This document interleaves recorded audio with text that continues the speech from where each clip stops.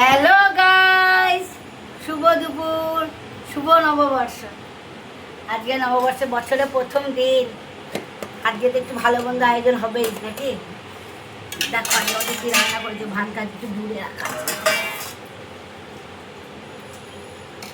পয়লা বৈশাখ, ভাইফোঁটা, ভাই দ্বিতীয়া, কিছু কিছু দিন আছে, সেদিন ভালো মন্দ রান্না হয়ই হবে, করতেই হবে।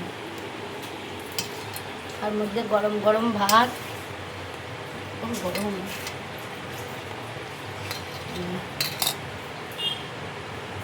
গরম ভাত।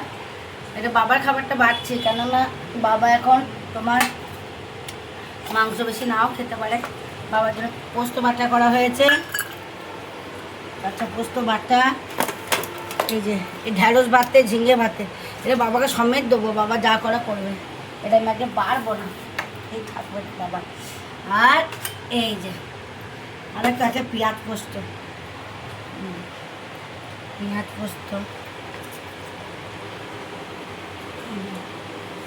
পোস্তটা দিলাম, কিন্তু বাবা খাবে নাকি জানি না।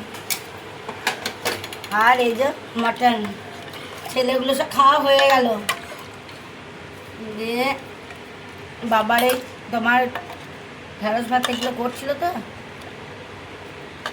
দিয়ে বাবা কি করে দেখি, খায় তো খাবে, আমরা খাবো আর বাবা খাবে না, সেটা কি ভালো লাগে বলো তো? সবাই মিলে খাই। এই যে খাসির মাংস, প্রচুর প্রচুর দিনে খাসির মাংস একটু না করলে হবে।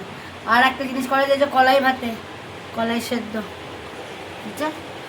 এগুলো সব বাবার খাবার, বাবা যা খাবে খা। আর এই যে মাংস ঝোল করলে লেবু কিন্তু খেতেই হবে, নাহলে কিন্তু হবে না লেবু। আর কুলের টকটা বাবাকে দেবো না, কুলের টক দিলে বাবার খাওয়ালে সইয়া হবে না, বাবাকে কুলের টক দেবো না।